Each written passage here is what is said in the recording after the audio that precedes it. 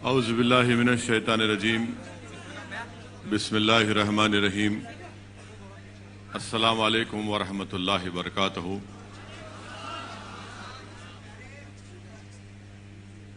मेरी इज़्ज़तदार माँ और बहनों, मुअज़्ज़िज़ हाज़रीन कराम, बुज़ुर्गान मिल्लत, मेरे गयूर नौजवान साथियों, महाराष्ट्र के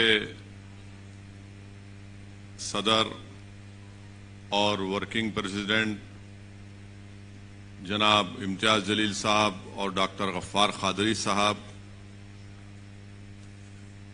ज़िले शोलापुर के मजलिस इत्तेहादुल मुस्लिमीन के सदर मोहतरम जनाब फारूक शाब्दी साहब, शोलापुर के तमाम मजलिस इत्तेहादुल मुस्लिमीन के अरकान, ज़िम्मेदारान, मैं आप तमाम का शुक्रिया अदा करता हूं कि आपने अपना कीमती वक्त निकाल कर आज के इस इजलास में शिरकत की। और जैसा कि जनाब फारूक साहब ने बताया कि ज़िले इंतज़ामिया की तरफ से मजलिस इत्तेहादुल मुस्लिमीन को इजाज़त दी गई, सिर्फ इस हॉल में हमको अपनी मीटिंग करने का परमिशन, इजाज़त दी गई।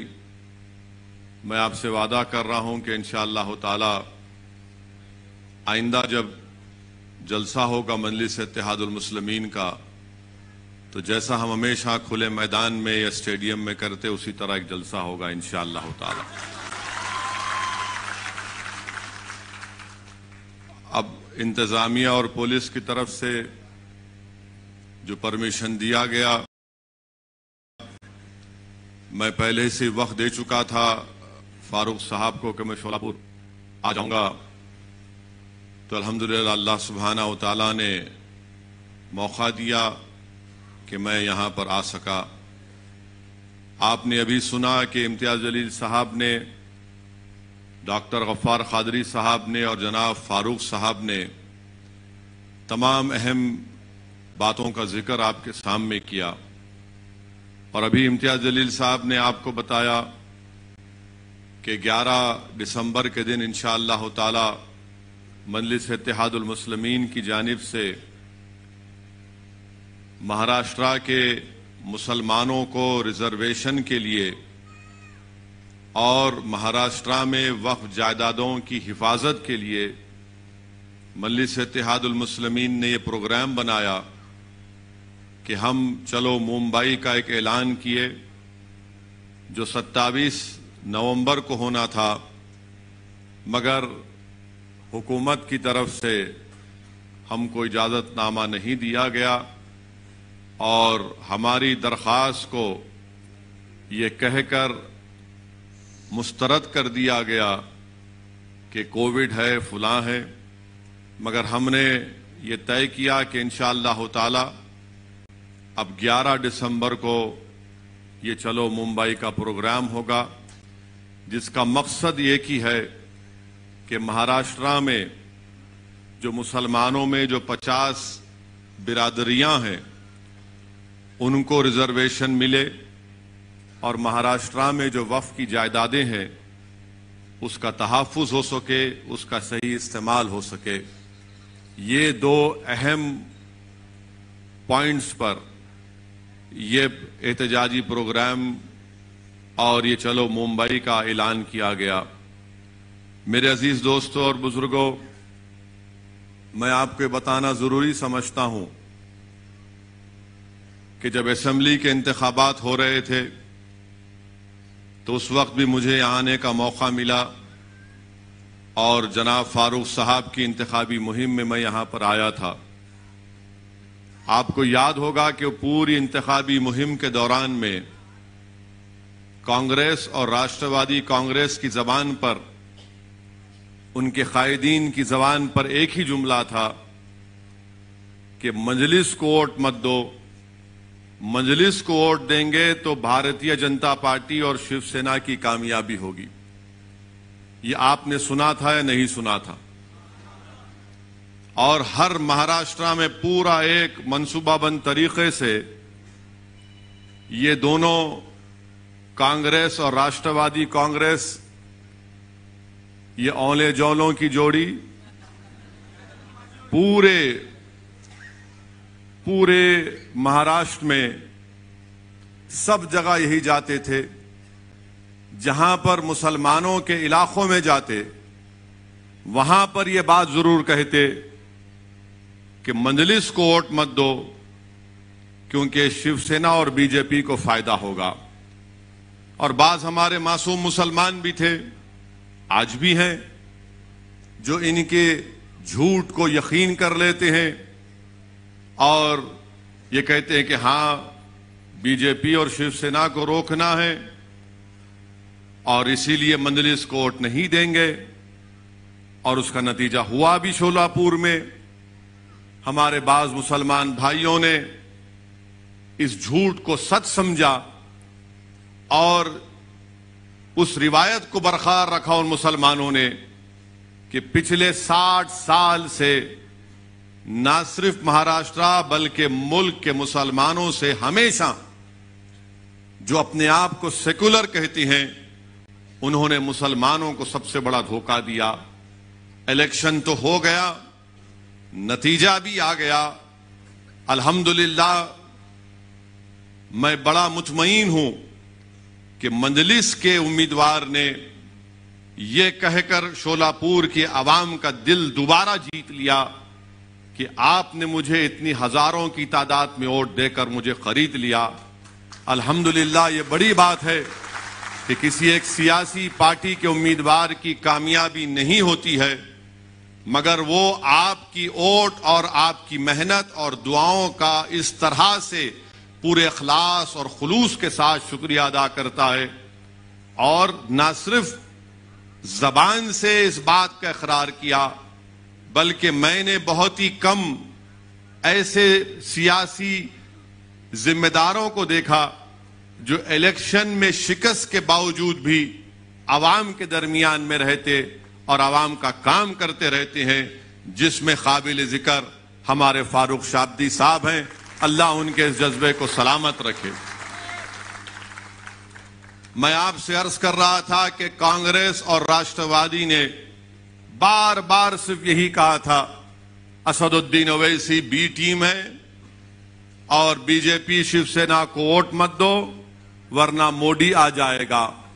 यानी हमको बी टीम बना दिए, इल्जाम तो लगाए, मगर जब इलेक्शन का नतीजा निकला तो अचानक ये तमाम के तमाम एक जगह जमा होकर बोले, अरे हम और तुम तो एक है ना, हम और तुम तो एक है। एक का नाम राहुल है, एक का नाम पवार है, एक का नाम ठाकरे, अपन एक है, एक हो जाएंगे। एक हो गए। और मैं तुमसे पुकार पुकार कर कह रहा था कि देखो, तुम्हारा और मेरा रिश्ता वो रिश्ता है जिसको रब्बे कायनात ने कलमे की बुनियाद पर जोड़ा, एक हो जाओ, एक हो जाओ, एक हो जाओ। मगर तुमने मेरे पैगाम को नहीं समझा, अगियारों ने एक होकर तुम्हारे मुंह पर एक तमाचा मारा। वो एक हो गए। क्यों एक हुए? इख्तिदार हासिल करना था, ताकत हासिल करना था। और वो मुसलमान जो कांग्रेस और राष्ट्रवादी के झूठ का शिकार हो गया, मैं उनसे पूछ रहा हूं, बताओ तुम्हारे पास मेरे इस सवाल का क्या जवाब? बताओ तुम्हारे पास क्या जवाब है? क्या तुम जवाब दे पाओगे? क्या तुम अपने ज़मीर को जवाब दे पाओगे? क्या तुम अपने आप से मुतमईन हो कि जिसका तुमने साथ दिया वो शिवसेना को महाराष्ट्र के इख्तिदार की कुर्सी पर लाकर बिठा दिया? क्या शिवसेना सेकुलर पार्टी नहीं है? शिवसेना भारतीय जनता पार्टी की तरह एक कम्युनल पार्टी है, थी और रहेगी हमेशा। शिवसेना कोई सेकुलर पार्टी नहीं है।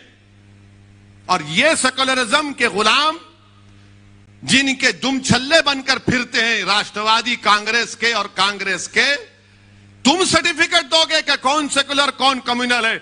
इसीलिए हमेशा मैं कहता हूं कि इन्हीं की सर्टिफिकेट की हमको जरूरत नहीं है। ना मंजलिस को जरूरत है, ना मुसलमानों को जरूरत है, ना दलितों को जरूरत है, ना हर उस सेकुलर जहन रखने वाले शख्स को जरूरत है। कौन है ये लोग कि इनके साथ आ जाएगा तो सेकुलर और इनके साथ नहीं आएगा तो कम्युनल? अरे तुम क्या दुकान चला रहे हो कोई नोटरी की कोर्ट के सामने के तुम स्टैंप मार के दोगे तो सेकुलर हो जाएगा? शिवसेना के सेकुलर है? बताओ शरद पवार साहब, बताओ राहुल गांधी, क्या शिवसेना सेकुलर है? और तुम सारी दुनिया के सामने जाके कहते हो कि मंजलिस को वोट मत दो।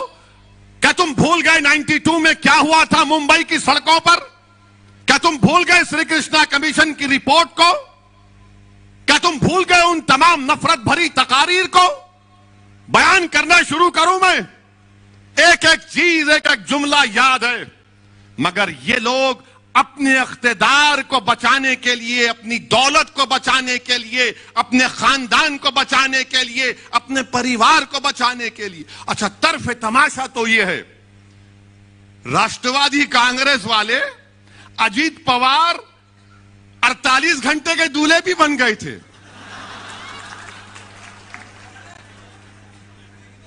48 घंटे का कोई दूल्हा बनता है? अजीत पवार और फडणवीस मिलकर शादी कर लिए। अब इसमें दुल्हन कौन थी नहीं मालूम, पवार साहब बताएंगे। हम तो दूल्हे भाई हमेशा के लिए, हमको नहीं मालूम। 48 घंटे के लिए अचानक सुबह सुबह दौड़ रहे हैं, तू मुख्यमंत्री मैं डिप्टी, और फिर पूरे फाइल गायब, पूरी फाइल गायब, और फिर बाद में सेकुलर हो आते हैं। नहीं नहीं नहीं, वो गंदा है फडणवीस, बीजेपी है। और फिर उद्धव ठाकरे को बोलते नहीं नहीं, ये दूध का धुलावा है, शिवसेना अच्छी है। अब जाके कोई पूछेगा इनसे, जवाब दो, ये क्या ड्रामा किया तुमने? अगर कोई मुसलमान राष्ट्रवादी कांग्रेस का निकलकर किसी और पार्टी में आ जाता, मिसाल के तौर पर मंजलिस में आ जाता है, तो उसको बोलेंगे ये गद्दार है, निकाल के फेंकेंगे उसको, पुलिस पीछे लगा देंगे। नहीं, ये कैसा आ रहा है, मंजलिस में कैसे दाखिल हो रहा है? मगर आपके घर वाला जाकर बीजेपी को सपोर्ट करता है तो कुछ नहीं होता। ये क्यों बता रहा हूं कि आपको समझना है, महाराष्ट्र के मुसलमानों को समझाने के लिए, महाराष्ट्र के सेकुलर जहन रखने वाले लोगों को समझाने के लिए। हर बात पे कहते हैं मजबूरी है, कहे की मजबूरी बताओ मेरे को, कहे की मजबूरी है? यानी हम सब भूल जाएं और तुम जो फैसला करोगे हम गुलामों की तरह, कैदियों की तरह तुम्हारे में हाँ मिलाते रहे। शिवसेना को तुमने सेकुलर बना दिया और मंजलिस को तुमने कम्युनल कह दिया। क्या इनका मामला है? और ये तीनों की, ये 3-1 की सरकार, 3-3 मिल के सरकार चला रहे हैं और फिर बोल रहे नहीं सेकुलरिज्म को बचाना है। कौन सा सेकुलरिज्म बचाएंगे? क्या यह बात सच नहीं है कि महाराष्ट्र की विधानसभा में उद्धव ठाकरे ने असेंबली में खड़े होकर नहीं कहा था, इम्तियाज साहब अभी हालिया दिनों में कहा था ना, मंदिर के बारे में, मस्जिद के बारे में, मुख्यमंत्री है। बताओ कांग्रेसियों, राष्ट्रवादियों, तुमको शर्म नहीं आती कि तुम्हारा ताईद का एक चीफ मिनिस्टर खड़े होकर कहता है कि हमने बाबरी मस्जिद को शहीद किया था? शर्म आनी चाहिए लोगों को। याद करो मुसलमानों, जब मैं तुमसे कह रहा था, याद करो मैं जब तुमसे पुकार कर कह रहा था, तुमसे भीख मांग रहा था और आज भी मांग रहा हूं कि अब तुम इन पर भरोसा मत करो, अपने आप पर करो, अल्लाह पर करो और अपने वोट का सही इस्तेमाल करो। और आपका मामला यह है कि हमारी तकरीर सुन लिए, थाली मार लिए, आंख में 2 खतरे आंसू के आ गए, आपने मुझ पर खैरात बरसा दी और घर को जाकर नहीं अब सुबह में देखेंगे। नहीं, बदलना है। इनको पहचानो, आप इनको पहचानो, अपने इख्तिदार के लिए, अपनी सत्ता के लिए अपने खानदान को बचाने के लिए, अपने परिवार को बचाने के लिए, अपनी जेबों को भरने के लिए, अपने करप्शन के स्कैंडल्स को छुपाने के लिए इन्होंने सेकुलरिज्म को खत्म नहीं बल्कि दफना दिया। महाराष्ट्र में दफना दिया सेकुलरिज्म को कांग्रेस ने और राष्ट्रवादी कांग्रेस ने। अब क्या बोलेंगे? नहीं, मोदी को रोकना है। मेरे दोस्त, कब से फर्क पैदा हो गया बीजेपी शिवसेना में? कब से फर्क पैदा हो गया? मगर ये लोग आकर हमारे जहनों को कैप्चर करके बैठे हैं। मुसलमानों को बोलेंगे नहीं, क्या करें? अरे क्या करना है? तुम इख्तिदार से दूर रहो, कराओ इलेक्शन दोबारा, इतना दौलत तुम्हारे पास है ना। मगर नहीं, हमारे जज्बात का मजाक उड़ाया गया, सेकुलरिज्म को दफना दिया गया और सेकुलरिज्म की खबर पर ये कांग्रेस, राष्ट्रवादी उद्धव ठाकरे अपने इख्तिदार का महल बनाकर यहां पर महाराष्ट्र में हुकूमत कर रहे हैं। मेरे अजीज दोस्तों और बुजुर्गों, बताओ क्या राष्ट्रवादी कांग्रेस और कांग्रेस पार्टी भूल गई? भूल गए वो कि मुसलमानों को रिजर्वेशन? अब बात ही नहीं करते, कोई बात ही नहीं करता। बात करते हैं तो वंकाड़े की, उन्हें मुसलमान है नहीं है। अरे ये मुसलमान को जो रिजर्वेशन होना उसका क्या? और क्यों होना मुसलमान को रिजर्वेशन? आपके पास कितने लोगों के पास जेब में कलम है? कितनों के पास नहीं है? हाथ उठाओ। यही परेशानी है मुसलमानों से। कलम रखो जेब में, ये कलम रखो, लिखो, याद रखो इन चीजों को। अब आप किसी को फोन करें, मेरे को फोन करते, इनका नंबर दो इम्तियाज जेल का, मैं लिखो बोलते, ए कलम ला। अरे कहां रखा कलम? जेब में कलम रखो, ये कलम तुमको जिंदा रखेगा। तलवार जिंदा नहीं रखेगी, कलम जिंदा रखेगा। हम क्यों रिजर्वेशन की बात कर रहे हैं? मैं उद्धव ठाकरे को के लिए अब तकरीर करूंगा, यहां से शिवसेना के लिए करूंगा। अब आपको बताना पड़ेगा मेरे इन सवालों का जवाब। क्या बॉम्बे हाई कोर्ट ने अपने इंटरिम ऑर्डर में नहीं कहा कि महाराष्ट्र में वो मुसलमानों में जो 50 या 55 बिरादरियां, उनको रिजर्वेशन दिया जा सकता क्योंकि वो समाजी तौर पर, तालीमी तौर पर, सोशली और एजुकेशनली बैकवर्ड है? क्या कहा था? नहीं कहा था? कहा था, और कहा कि तालीम में दो। उन्होंने कहा कि नौकरियों में भी दे सकते हैं, मगर नौकरियों का जो रिजर्वेशन है उसका कोटा बढ़ गया, मगर तालीम में दो। आपने क्यों नहीं दिया? क्या कांग्रेस पार्टी जबान बंद करके बैठी है? राष्ट्रवादी कांग्रेस मुंह बंद के बैठी है? ये तुम्हारी मोहब्बत है मुसलमानों से? मगर नहीं, हम क्यों पूछ रहे रिजर्वेशन? अब आप लिख लो इसको या याद रखो, ताकि अगर कोई महल्ले में कोई कांग्रेसी, राष्ट्रवादी या सैनिक आया तो उसको बोला, ये बैठ जरा सुन, मेरी बर्बादी की दास्तान सुन और इसका जवाब दे। मेरे भाई, महाराष्ट्र में 11% मुसलमानों की आबादी। हमारे जर्नलिस्ट हजरात भी साथ है, हमसे, हमारे से बड़ी मोहब्बत है उनको।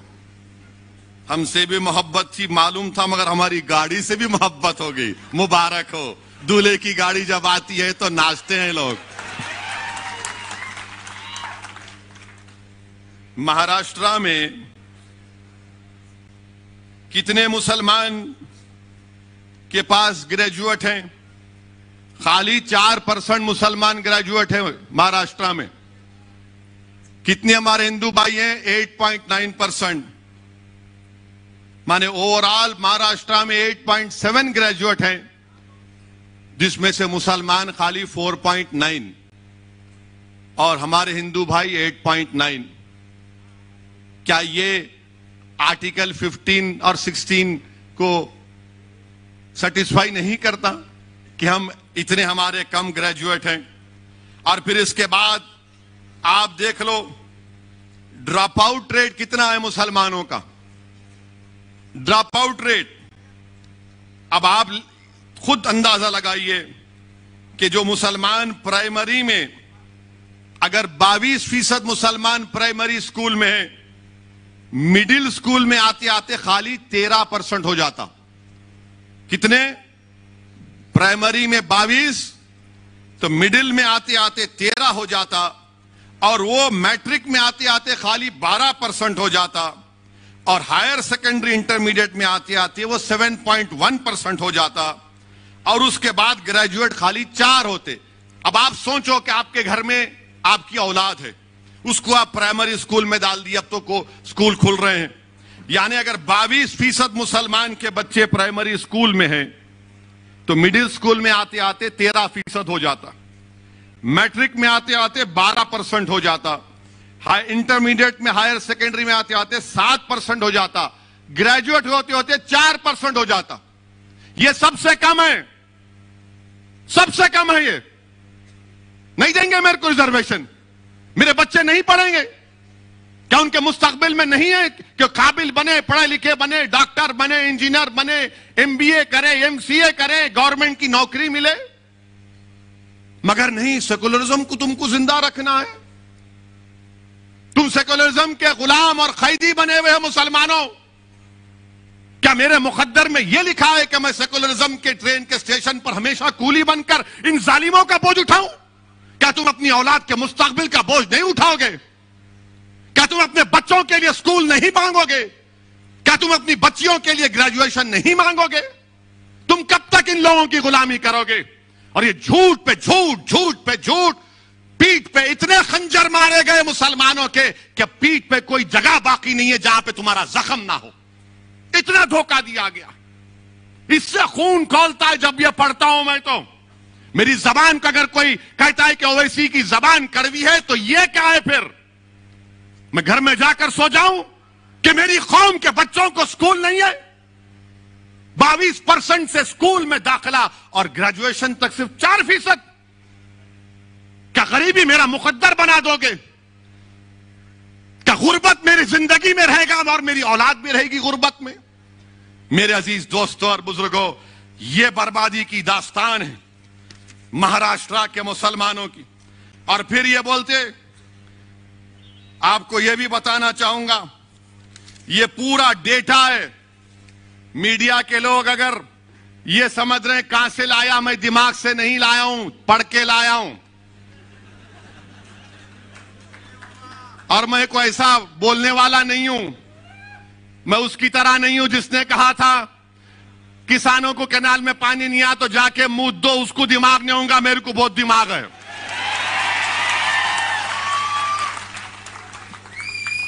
अब आप सुनो, पूरे महाराष्ट्र में कितनी जमीनें, एग्रीकल्चर लैंड कितनी है मुसलमानों के पास रूरल एरिया में। और वो मुसलमानों को मैं याद दिला रहा हूं जो उस वक्त असेंबली के इलेक्शन में जो बैंड बाजा की पार्टी बने हुए थे कांग्रेस राष्ट्रवादी के लिए, सेकुलरिज्म सेकुलरिज्म, वोट दो वैसी आ जाएगा। अब बोलो, देखो कितनी जमीन तुम्हारे पास है, जिरात की जमीन, एग्रीकल्चर जमीन, देही इलाकों में। मराठाओं के पास, जिनके पास कोई जमीन नहीं है जिरात की, मराठाओं के 8.66% हैं जिनके पास एग्रीकल्चर की कोई जमीन नहीं है। कितने मुसलमानों के पास एग्रीकल्चर की जमीन नहीं है? अच्छा, यहां कोई गांव से आया, कोई गांव में जमीन है तुम्हारी, हाय तो हाथ उठाओ, डरो मत, नहीं डरो। कितने, 1 2 जो गांव में जमीन है जिरात की जमीन, कितने खाली 4 हाथ उठे, वहां 5 6। अब आप, ये सही है ना? फिर 83% महाराष्ट्र के मुसलमानों के पास रूरल एरिया में, देही इलाकों में कोई ज़राअत की जमीन नहीं है, कोई ज़राअत की जमीन नहीं है। और हमारे मराठा भाइयों के पास 8.66% उनके पास जमीन नहीं है। अच्छा, 2.5 एकड़ जमीन हमारे मराठा भाइयों के पास कितना है? 62.74%। और मुसलमानों के पास 10%। मुबारक हो, सेकुलरिज्म जिंदा है अभी। मुबारक हो तुमको। 62% जिसके पास 2.5 एकड़ जमीन है उसको रिजर्वेशन देंगे। जिसके पास 10% लोगों के पास 2.5 एकड़ जमीन है उसको नहीं देंगे आप, क्योंकि वो गरीब है, तुम तो दौलतमंद हो, तुम्हारे घरों में तो अरब का तेल निकल रहा है ना। घर में चिराग जलाने के लिए तेल नहीं है और ये जालिम हमको रिजर्वेशन नहीं देंगे। और फिर जिसके पास 5 एकड़ जमीन है, हमारे मराठा भाइयों 19% मराठा भाइयों के पास 5 एकड़ एग्रीकल्चर रूरल एरिया में लैंड है। मुसलमानों के पास कितनी 5 एकड़ जमीन कितने लोगों के पास है महाराष्ट्र में? खाली 4.60%। 10 एकड़ 6% मराठाओं के पास है, मुसलमानों के पास कितने? 1.20। और फिर 10 एकड़ के ऊपर कितने मराठाओं के पास जमीन है? 2.70। मुसलमानों के पास 1% भी 10 एकड़ के ऊपर जमीन नहीं है। मुबारक हो आपको मुसलमानों, खास तौर से मुबारक उन लोगों को जो सेक्युलरिज्म के झूठे वादे पर ये राष्ट्रवादी कांग्रेस को वोट देते, बल्कि गुलामी करना उनका मुकद्दर समझते। ये तुम्हारी बर्बादी की दास्तान बयान कर रहा हूं। और फिर इसके बाद आप जाइए, आपकी आमदनी कितनी है मालूम आपको?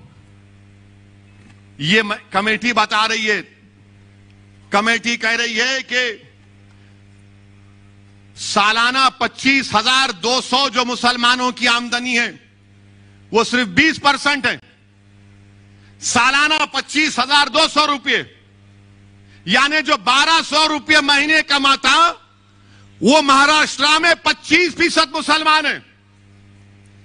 और जो 20% है, जो 25,000 से 2,000 और 50,000 के दरमियान में जो कमाता मुसलमान सालाना 12 महीने में, जो 25,200 से 50,400 कमाता वो 41% है मुसलमान।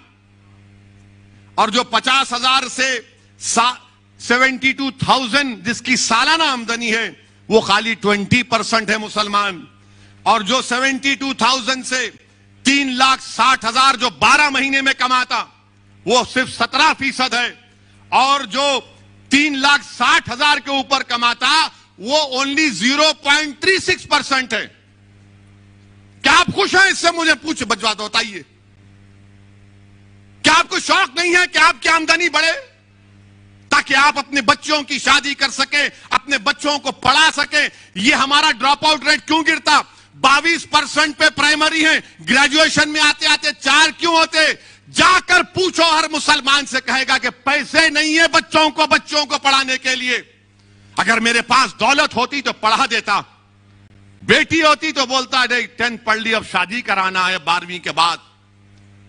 तुम अपने बच्चों को नहीं पढ़ा सक रहे महाराष्ट्र के मुसलमानों, ये तुम्हारी आमदनी है। आप बताओ, आप क्या खामोश बैठेंगे? आप फिर अंदाजा लगाइए। और फिर अब ये हमारे मराठा भाइयों की आमदनी क्या है ये भी देख लो आप। ये भी नंबर लाया हूं, पूरी तैयारी करके आता हूं हमेशा।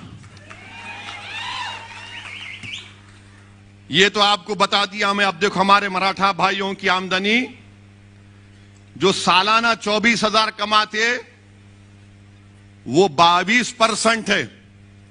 आप 25,000 जो कमाते हो 20% है। और फिर जो हमारे मराठा भाई 24,000 से 50,000 कमाते वो भी 22% है। 50,000 से 1 लाख जो कमाते सालाना 19% है। जो 1 लाख 4 लाख कमाते वो 8% है। और जो 4 लाख के ऊपर कमाते वो 0.46% है। चलो देख लो दोनों कौन नीचे है, इसका भी कोई जिक्र नहीं करेंगे। अच्छा, फिर एक और आपकी बर्बादी की दास्तान। मुसलमानों को अगर बैंक से लोन लेना है, बैंक से लोन मिलना है तो हमको नहीं मिलता, चप्पल घस जाती है हमारी। मिलिया ही नहीं तेरे को, मुबारक। अब किसको वोट देता तू? फिर सेक्युलरिज्म के नाम पे जाता उधर? जाएंगे आप फिर उधर? कितनों को वोट? आप देखो, आप 40% मराठा भाइयों को बैंक से लोन मिलता। मुसलमानों को बैंक कोऑपरेटिव मिला के खाली 5%, वहां 40%, यहां 5%। कोऑपरेटिव सोसाइटियों में 40% मराठा भाइयों को लोन मिलता, मदद मिलती। हमारे पास क्रेडिट सोसाइटी में 2.6। मुबारक हो वो गुलामों को मुबारकबाद दे रहा हूं जो राष्ट्रवादी कांग्रेस और कांग्रेस का भजन मंडली का काम करते हैं। प्राइवेट मनी लेंडर्स, यानी ये जो प्राइवेट मनी देते, खून चूसते, वो 14% मराठा भाइयों को लोन देते और मुसलमानों को 4%। अच्छा, दोस्त अहबाब जो मराठा भाइयों को मदद करते हो 2% और मुसलमानों में 17%। ये डेटा है। आप अब अभी बताओ आप क्या करेंगे अब आप? इसीलिए मजलिस इत्तेहादुल मुस्लिमीन ने तय किया कि रिजर्वेशन मुसलमान के लिए जरूरी है महाराष्ट्र के। अच्छा, गुर्बत कितनी है, पॉवर्टी पूरे महाराष्ट्र में रूरल एरिया में 28% मुसलमानों में, देही इलाकों में, शहरी इलाके अर्बन इलाके में 15.6। हमारे हिंदू भाइयों में पॉवर्टी रूरल देही इलाकों में 23.8 और अर्बन इलाकों में 6.9। यहां पर भी हम पीछे हैं ना। नहीं दोगे रिजर्वेशन, किसको देगो फिर? ये हमारा ये रिकॉर्ड आपके सामने इसलिए रख रहा हूं। अब आप सुन लो और एक बर्बादी की दास्तान। मुसलमान जो कच्चे घरों में रहता है वो 67% है महाराष्ट्र में। 67% मुसलमान कच्चे घरों में रहता है। तुम्हारे घर नहीं है और तुम सेकुलरिज्म की बात करते हो। मुझे उस बात का गुस्सा आता है। मुझे इन गैरों से, इन दुश्मनों से शिकवा नहीं है, मुझे अपने भाइयों से शिकवा है। मुझे वोट मत दो, मगर ये जुल्म को तो खत्म करो, ये नाइंसाफी को तो खत्म करो। मेरा हक तो मुझे दो, मुझे इज्जत की जिंदगी दो और मौत में भी इज्जत दो। मेरे नौजवानों का मुस्तकबिल दो, मेरे बच्चों को स्कूल दो, मुझे एक मुकाम दो। मैं आसमान से तारे तोड़ने के लाने की बात नहीं कर रहा हूं। ये सब क्या है फिर? मैं कब तक इन घरों में रहूंगा? और आपके पास पक्का घर कितने मुसलमानों के पास? 31%। 31%। और उस घर का भी देख लो मामला क्या है। जो घर बोल रहे थे मुसलमानों के पास 31% घर है। अब आपसे एक सवाल करूंगा और हमारे मीडिया वाले इसका जवाब सुन लेंगे। क्या मुसलमानों के एक घर में 3 लोग नहीं, 3-4 लोग नहीं सोते? कम से कम 3 लोग तो सोते हैं कमरे में, इस्तेमाल करते। जोर से बोलो, इनको मालूम होना ना, नहीं तो इन्हों हमारे पीछे रहते। अब आप ये बताओ, आपको जानकर तकलीफ होगी कि हमारे मराठा भाइयों के पास 3 रूम के कमरे 20% लोगों के पास है। 2 रूम का घर 48% लोगों के पास है। 4 रूम का घर 8% लोगों के पास है। 5 से ज्यादा कमरे का घर 3% लोगों के पास है। मेरे पास क्या है? मेरे पास सेकुलरिज्म है, मेरे पास धोखा है।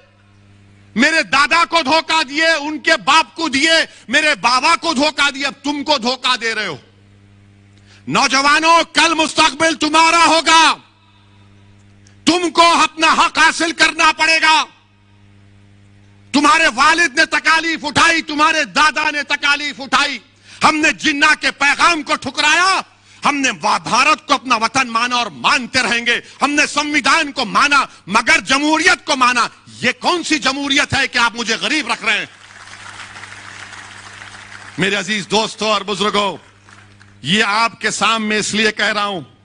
अच्छा, कितने मुसलमान स्लम में रहते हैं? महाराष्ट्र की रिपोर्ट कह रही है 54%। 54% लोग स्लम इलाकों में रहते। और आपको मालूम, हमारे मराठा भाइयों के पास 76% मराठा भाइयों के पास टॉयलेट है। मुसलमानों पे के पास खाली 35%। ये डेटा है। मेरे को मालूम है कि कल के बाद हमारे मीडिया वाले बल्कि आज शाम से शुरू कर देंगे कि शोलापुर में ओवैसी ने भड़काऊ भाषण दिया। अरे थू है तुम्हारी बातों पर, कोई परवाह नहीं है। तुम जो लिखते लिखो, जो दिखाते दिखाओ, मेरी जबान को तुम रोक नहीं पाओगे। यह जुल्म है मेरे मुसलमानों से, यह जुल्म है मुझसे। तुम रिजर्वेशन नहीं देना चाहते, मगर जुल्म क्यों कर रहे मुझ पर? क्यों जुल्म कर रहे मुझ पर? और आपको मालूम, मेरे अजीज दोस्तों और बुजुर्गों, आपके सामने हर चीज को खोल खोल कर बयान कर दिया हूं। अब आप देखो, क्या एक मुसलमान आईएएस ऑफिसर है महाराष्ट्र में? वो एक है, उन्हें बोल रहा मैं नहीं हूं, मैं हिंदू हूं बोल रहा हूं उन्हें। अल्लाह को मालूम उन्हें क्या है, आई डोंट नो। इधर भी है उधर भी है, उन्हें बिन पेंदे का लोटा है, उन्हें भी ऐसा है। और ये जो राष्ट्रवादी और कांग्रेस के बोलते अरे अरे नहीं मियां, उन्होंने आके बोल के चले जाते, उनका क्या है? अरे मैं आके बोल के नहीं जाता हूं, मैं ये तमाम हकीकत बयान कर रहा हूं। और अगर तुमको समझ में नहीं आया तो बुला लो, बैठ के बात करेंगे। अच्छा, एक मुसलमान आईएएस ऑफिसर नहीं है महाराष्ट्र में। आईपीएस ऑफिसर हमारे मराठा भाइयों के 28% आईपीएस ऑफिसर है मराठा भाई। कितने हैं? आपके कितने हैं? 1.9%। बजाओ थाली अब। 28% है। उनको रिजर्वेशन देने की बात ये तमाम, ये तीनों कर रहे हैं। ये अमर अकबर एंथनी की जोड़ी। हमको नहीं देंगे। गारत का गवाह भरता ही नहीं है उनका। 28% आईपीएस ऑफिसर। अच्छा, मंत्रालय में कितने हमारे मराठा भाई काम कर रहे हैं? 16.17%। यानी मराठा भाइयों की आबादी इम्तियाज साहब 33% है। यानी 33% आबादी हमारे मराठा भाइयों की है। आधे से ज्यादा आईएएस ऑफिसर हैं। 28%, 33% पॉपुलेशन, 28% आईपीएस ऑफिसर। आईएफएस कितने हैं मालूम आपको? 18% है हमारे मराठा भाइयों के। आपके कितने हैं? नो, जीरो हैं आप। मेरे अजीज दोस्तों और बुजुर्गों, ये नाइंसाफी की तमाम बातें मैंने आपके सामने रख दिया। अब आप कच्चा पीने का पानी भी ले लो। वैसे माशाल्लाह ये राष्ट्रवादी और ये कांग्रेस, शोलापुर में कितने 5 दिन में एक बार पानी, रोज पानी आता आपको? आता फारूक? 5 दिन में एक मर्तबा आता। हाँ,